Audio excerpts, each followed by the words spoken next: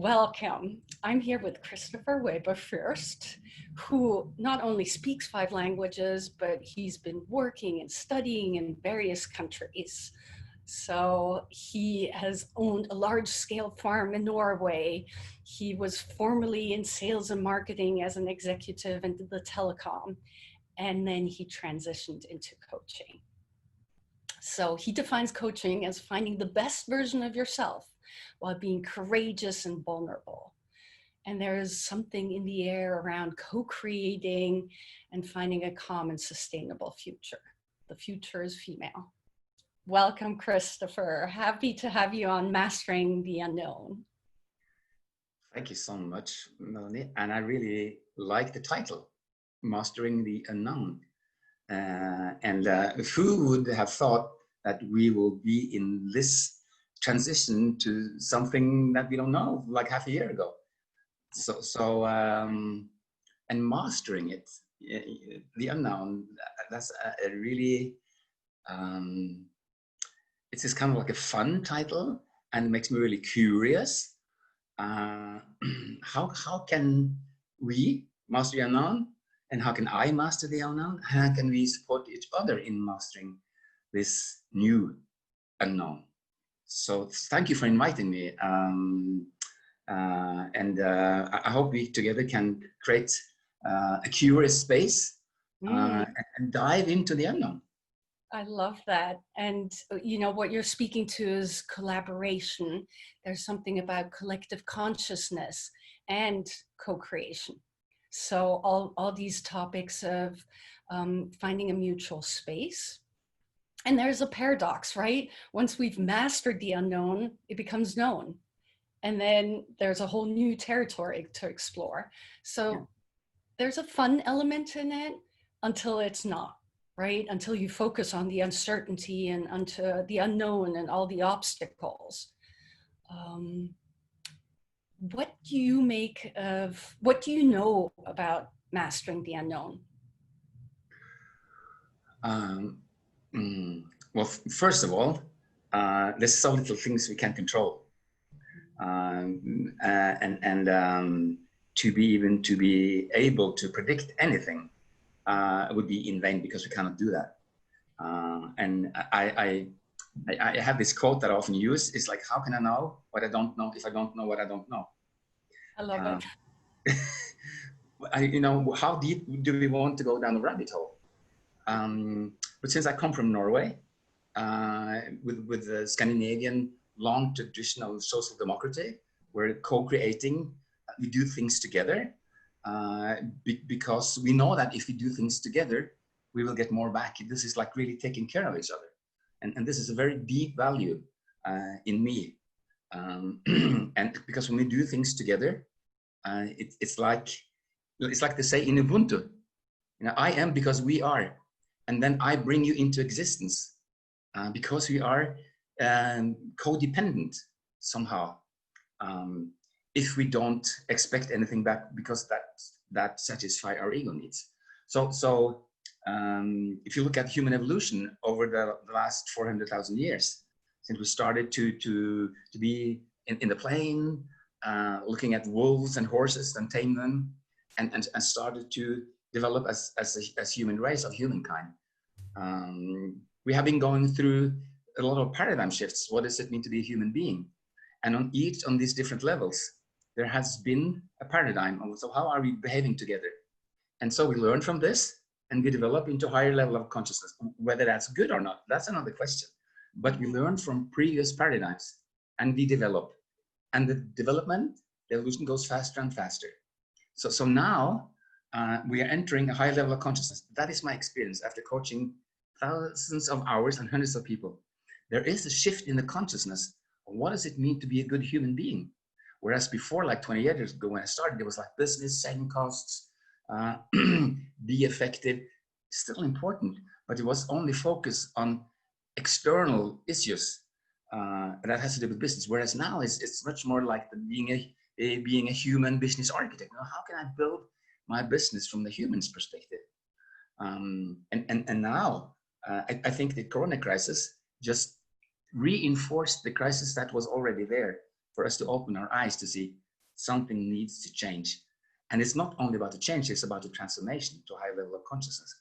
And that higher level of consciousness is collaboration, is collective intelligence, which I assume everybody understands, you know, because we are, as a race, human, the Homo sapiens is, we are collective intelligence, but we have not learned to use it because we have only focused on individual merits.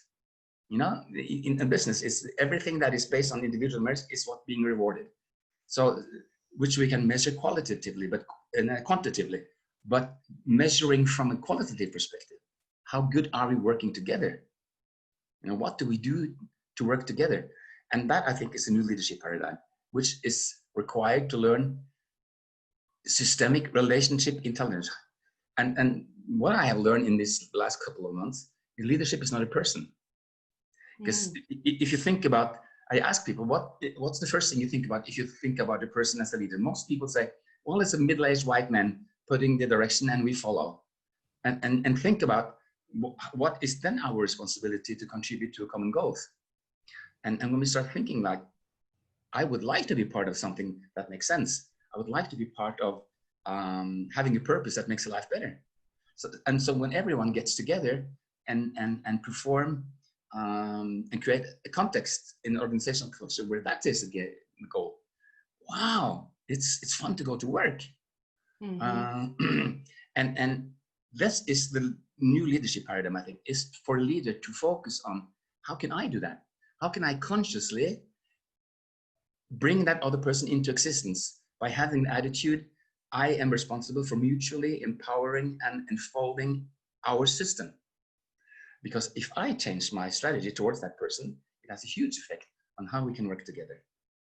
And this is something we need to learn. And that is the unknown, because we haven't learned it. And basically, another quote that I like is, to become a leader is synonymous with becoming yourself.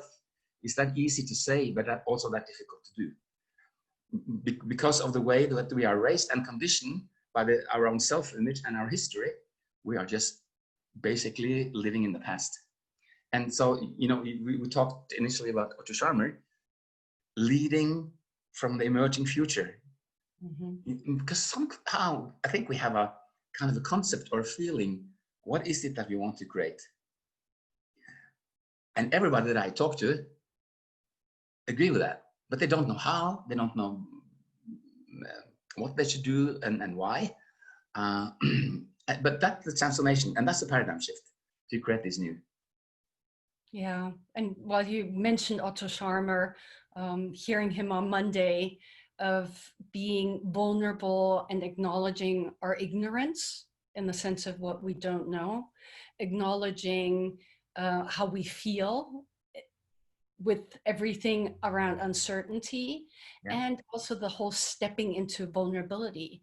I mean, how powerful is it for a leader to say, I don't have the answers, but let's explore this to come up with a greater solution than one single person. Yeah, and that is the collective intelligence. And we talked initially about tools to create self-awareness. And I think in our society, we are basically identifying ourselves with our egos. It's what we have, it's what we can do, it's what we're good at, it's what I master. Like showing off that image, the ego image, but which is basically not who we are, because the ego is just a construct.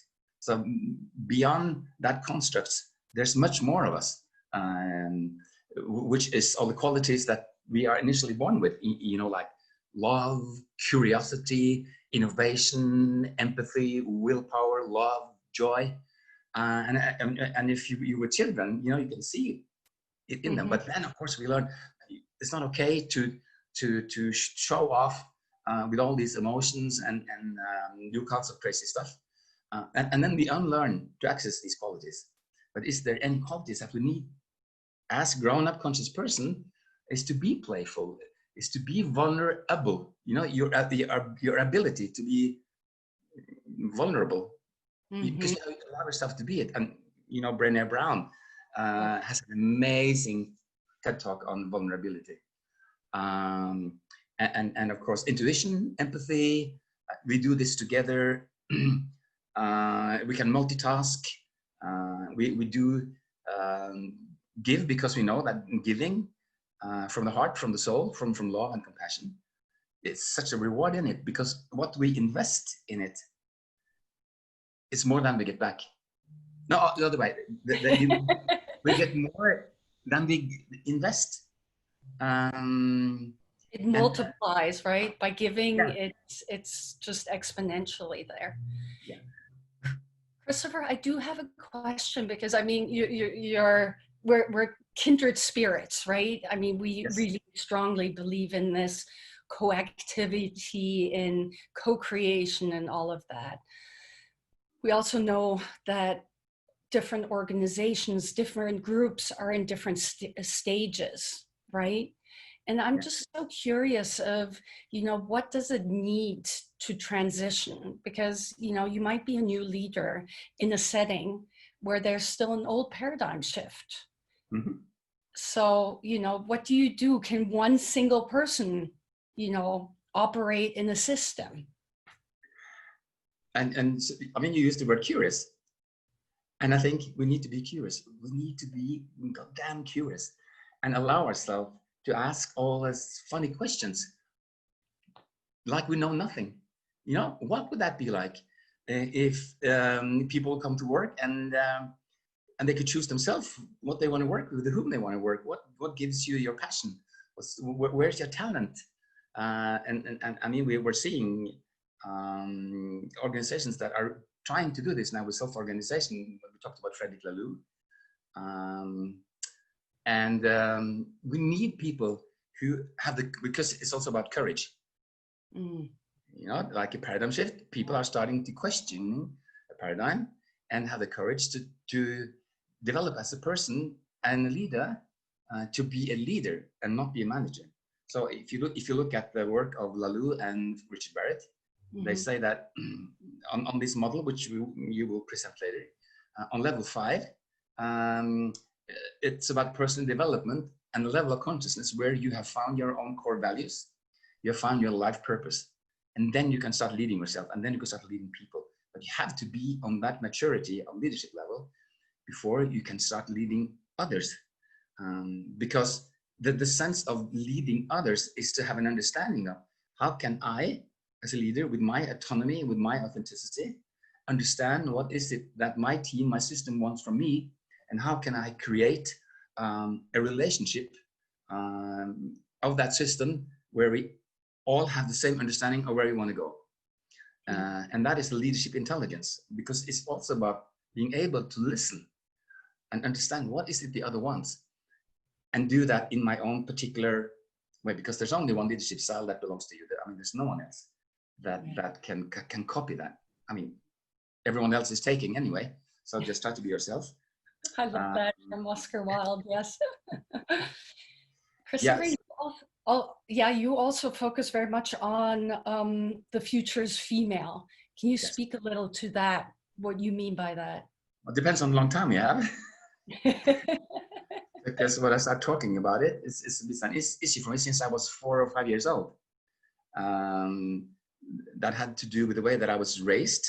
In what I now understand was a typical Norwegian family in those days, with a mother who wanted to play the mother role and the wife role, staying at home taking care of the kids, and father who was outside working. And he was the guy who came home with the news from the world, with the money, and taking those important decisions. And I can remember now already when I was 4 or 5 years old, how that impacted my mother, how she felt I was not seen, she was not respected for all the beautiful stuff she was doing. She was so beautiful, and she was very artistic, and she was the best cook, and she played the piano. And I was the firstborn, so we had a very close relationship. And already then, I felt so sorry for her. So I very early on took the role of being the one who supported my mother, because I mean, she was sad, she was not happy, and so when if look at it in retrospect, it has created some kind of my self-image with my projection to my mother. Mm-hmm. You know, I learned how to be with women, and so already then I have a very deep sense of what it was like to be a woman that was not being seen and respected from a patriarchal point of view. So the society is, I mean, if you really look at it, which I have done now for the last 20 years, it's written books, studied also sociology to see this pattern of the role of the patriarchy. And some people say patriarchy doesn't exist. Well, of course, because to a lot of people, it's a threat to open their eyes to see how society is working. But so this is a language that I use to try to make people aware of what kind of society are we living in. It's a very hierarchical, male, masculine, dominated, authoritarian, top-down, based on left-brain thinking, Okay. on individual merits. And, you know, to create an awareness of that in hierarchical organizations, in the pyramids, there's also another quote says that if you create pyramids, you can expect mummies. I mean, in the pyramidal system, Never heard that one before. yeah, who can, yeah, so there's no freedom, there's no autonomy in it.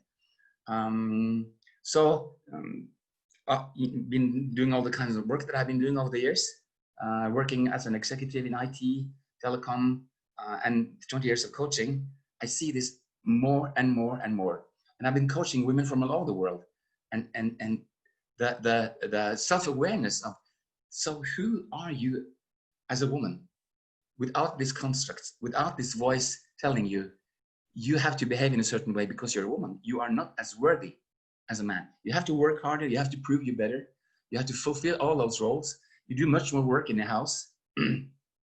and then there's this man deciding a lot about who you are and what you're supposed to do and creating the rules in the house.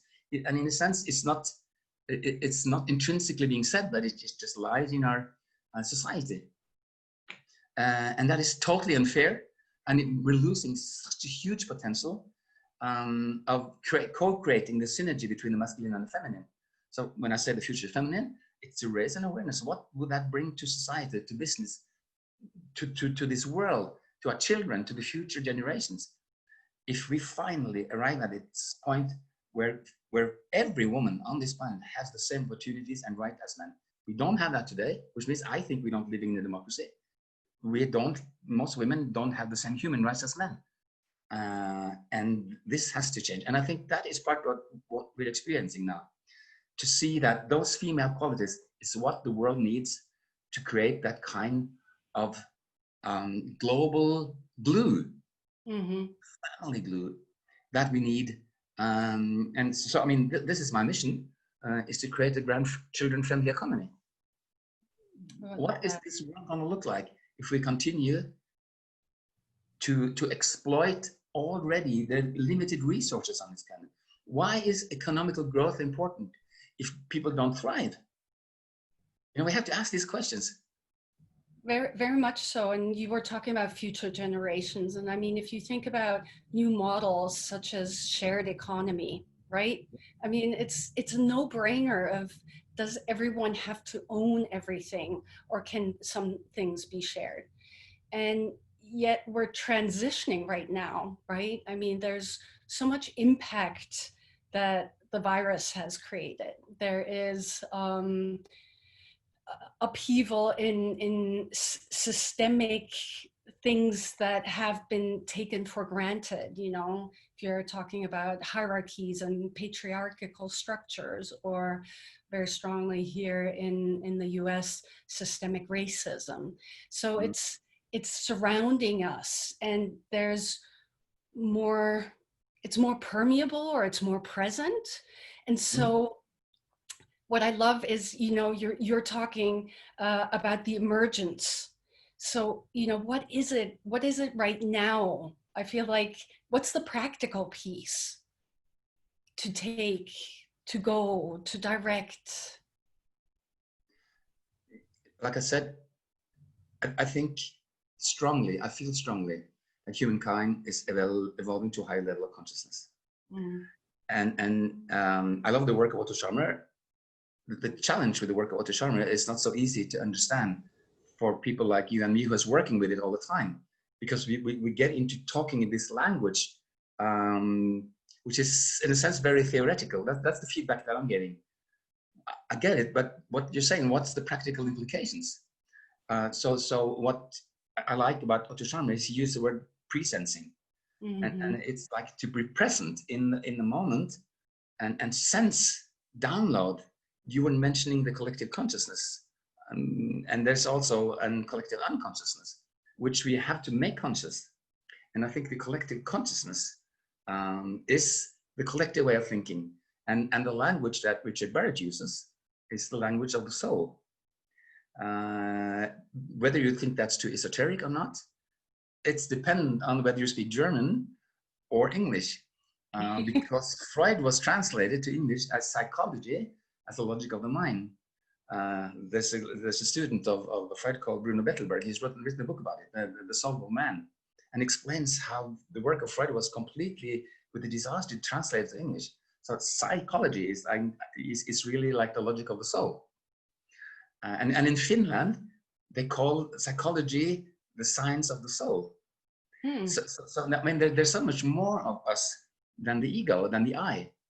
But since the period of enlightenment in the 15th century, you know, it's about individualism, which was good in a sense, but now it's gone so far. It's all about what you were talking about, having all kinds of stuff to show off that you have a good ego. But we are much more than that. So you could call it essence. You could call it Wesen in German. What's that in English? Wesen is oh, that's great. Creature.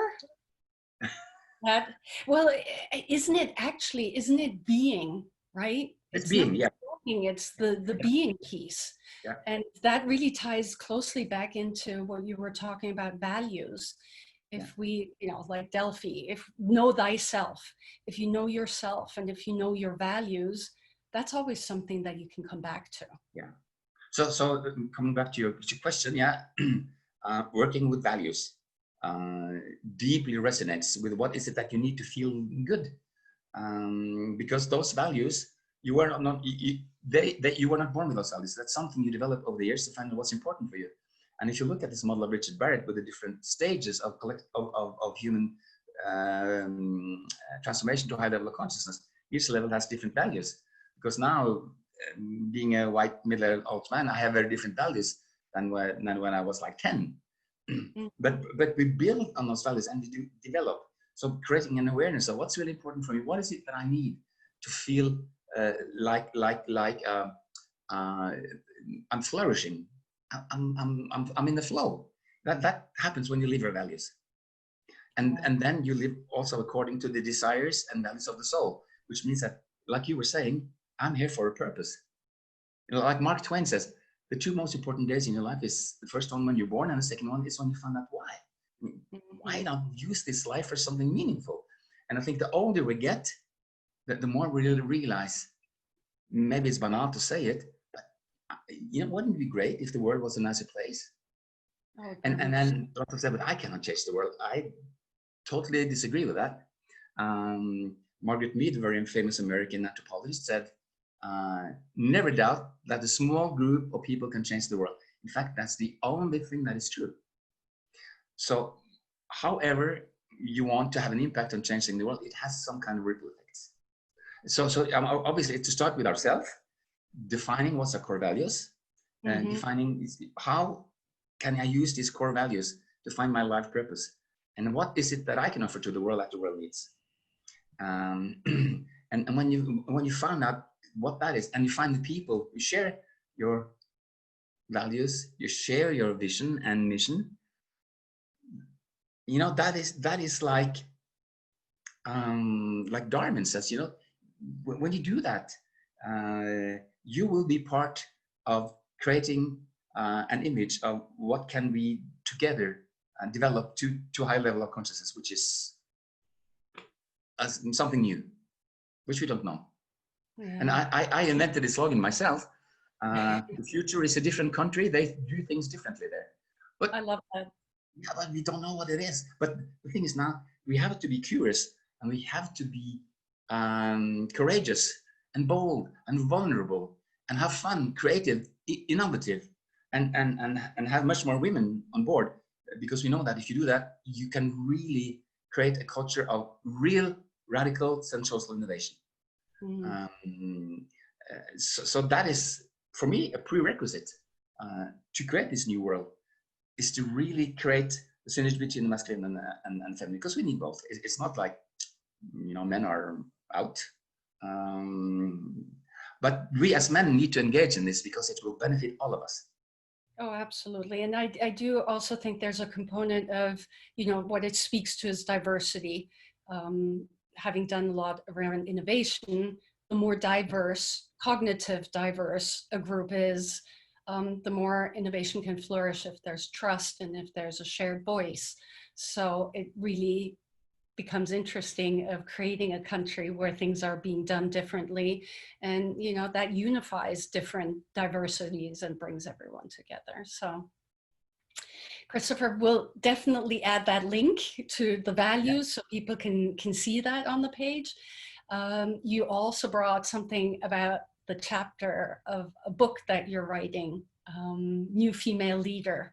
Do you want to speak a little to that so the audience knows? So this has been a really inspirational journey for me, to be invited as a keynote speaker to a conference in the US, in Louisville, called the Professional Women Network, and meet like 120 American females who are really strongly,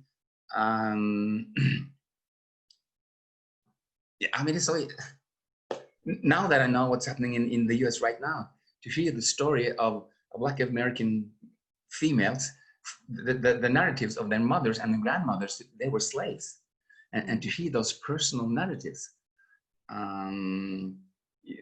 that just also opened up for me something that I was totally unconscious about, and so it was, and there I was, there's this middle-aged Norwegian man, white man, talking to all these amazing women about what is it like to be a woman. I felt like this little boy, how the Sounds hell? like you were mastering the unknown. Yeah. Maybe. but I learned so much from that. And of course, I wrote the book called The Future is Female, The Art of New Living, in 2016. And since then, been asked to give keynotes on that subject. So I have learned a lot these last 4 years, doing a lot of coaching and talent management programs.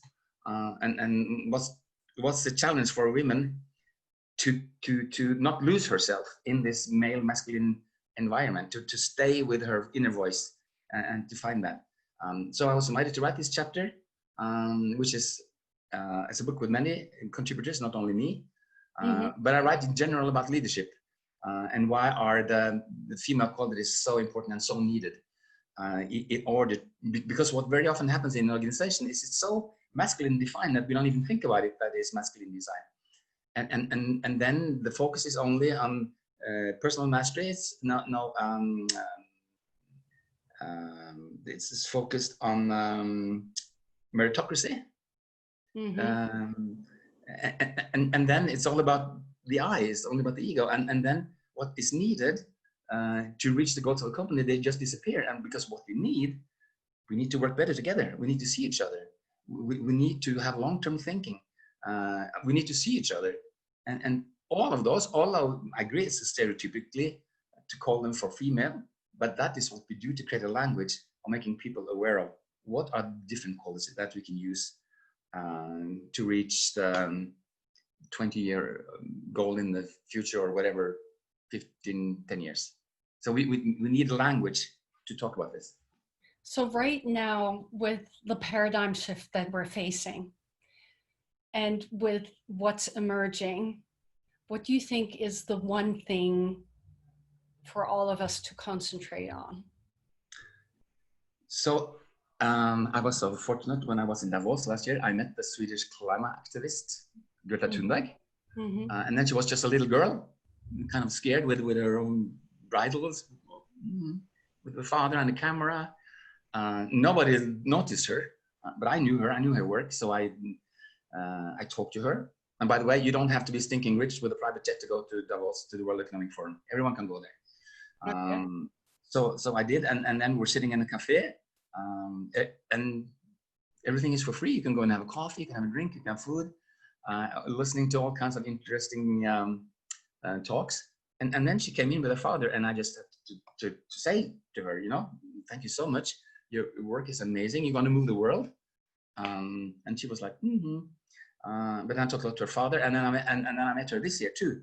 And now she was guarded by police and military with machine guns. And think about what she has achieved with being the 16-year-old Swedish girl, how she has affected the world in 1 year. That was just amazing. And then of course, I got really involved in the work of the 17 Sustainable Development Goals of the United Nations by 2030, the 17 goals. And we cannot reach those goals without gender equality. We cannot reach those goals without diversity. We cannot reach those goals with inclusion, that everyone has a saying and everyone feels that they have the same rights and opportunities as everyone else. Because, like Einstein said, which I really like to, you cannot solve a problem in the same mindset as was created. We need a new mindset, and a new mindset is the female one. And the world has never experienced that for the last 6,000 years.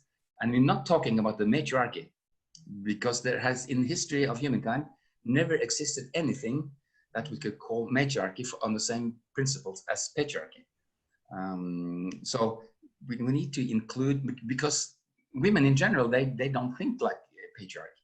They think, because the multitasking, because they're mothers, we need to do this together. Yeah. And the deep understanding of what does this mean is I need to give in order to get. So well said and so well put, Christopher. I love kind of bringing this to a close, from divided to united, and exploring more on unity, collaboration, bringing people together, diversity, and finding solutions that we need in order to lead to a sustainable future. Thank you so much for being on Mastering the Unknown, sharing your insights on the future is female and all the great quotes and your experience in that. As said, we'll share the links down below, and thanks again. Thank you so much for inviting me. We are definitely in this together. You bet. Okay. Watch out for the details on the website. Okay, bye. Bye.